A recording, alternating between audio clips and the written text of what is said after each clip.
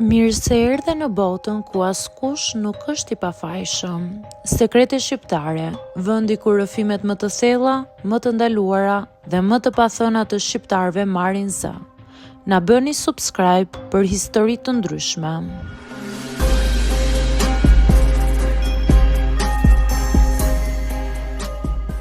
U martova vetëm për letra, por burri mu bë fiksim. Kur nisa gjithë këtë histori, zemra ime ishte si një fletë e bardhë që nuk e kishte parë kur bojën e ndjenjës. Nuk isha as romantike, as vajzë që besonte tek i duhuri, kisha vetëm një qëllim, të largohesha nga Shqipëria, të merrja letrat, të hapja një derë të re. Dhe dashuria ishte një luks që nuk isha ndërmend ta blija. Prandaj kur më propozuan martesën me letra, as pulsat nuk më ritën. Një mik më prezantoi me Arbenin.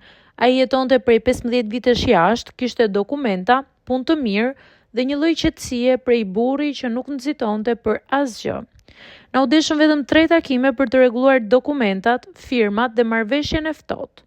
Martesa është vetëm për dokumenta, secili bën jetën e vet. Mos u lidh, mos krijo ndjenja dhe mos shpreso asgjë. Më tha ai, dhe unë u betova në veten time se nuk do e bëja. Por betimet janë si letra që lagen dhe çahen kur bie shi. Dita që erdha në shtetin e tij të huaj ishte si një kapërcim në një botë tjetër. Ai më priti në aeroport me një pallto të zezë dhe një buqet lulesh që dukej sikur i kishte marrë vetëm që njerëzit të mos dyshonin. Për aparencë, tha, por sytë e tij nuk dukeshin as pak për aparencë. Fillova të qëndroja në shtëpinë e tij derisa të stabilizohesha. Më përshëndeste çdo mëngjes me kafe gati.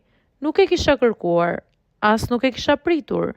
Dhe si të mos e pranoja, vëmendja është diçka e ëmbël dhe çdo kush e do. Pas 2 muajsh diçka filloi të ngjante çuditshëm. Nuk më linte të flija më vonë se ai, nuk i pëlqente kur dilja vetëm, nuk donte që unë të flisja me shoqet, nuk i pëlqente as kur e mbyllja derën e dhomës për pak intimitet. Filloi të më thoshte, martesa jon nuk është për letra më. Unë dua të di çdo gjë për ty. Unë qesha, mendoja se po bënte lojë, por sytë e tij nuk qeshën. Një natë e gjeta duke lexuar mesazhet e mia. Jam burri i shtëpisë, më tha me një qetësi që të ngrinte gjakun. Zemra ime ishte si një zog që i binte xhamit nga frika. Nuk e prisja, sepse nuk ishte kjo marrëveshja. Ai nuk donte më marrëveshje, por më donte mua. Asgjë nuk ishte filluar me ndjenja nga ana ime, ishte thjesht rehatia, siguria, fakti që ai më trajtonte mirë. Por kur dikush të do obsesivisht, nuk është më dashuri, është kurth.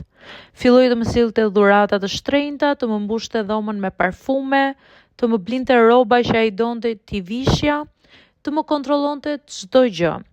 Dhe kur unë tentoja të flisja për kufit, buzëqeshte me një butësi që bënte të mos kuptoja nëse po më qetësonte apo po më shënjonte. Një ditë i thash se duhet të kthehem në Shqipëri për disa dokumenta. U ngrit nga tryeza, mori çelsat, mi hodhi në çantë dhe më tha: "Nuk e pse shkon, s'ke nevojë për askënd tjetër. Je gruaja ime." Fjala grua më peshonte më shumë se çelsat.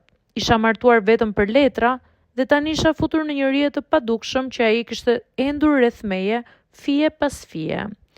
Një natë, teksa ishte duke bërë plane për një jetë që unë nuk e kisha zgjedhur, më tha me tonin e tij të butë: "Nëse ti do liri, duhet të ma fitosh besimin." Një fjali që më ngeci si gozhd në stomak. Aty kuptova që nuk po jetoja më si njëri i lirë. Nuk isha më vajza që shkoi për letra.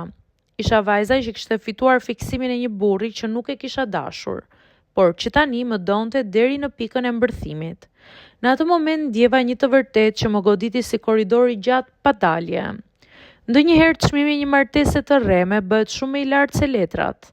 Dhe tani unë jam mes 2 botëve, një burri që më do deri në pikën e kontrollit dhe një veteje që kërkon të gjejë rrugën e aratisjes pa u shpërthyer këtë bombë të heshtur që jeton pranë meje.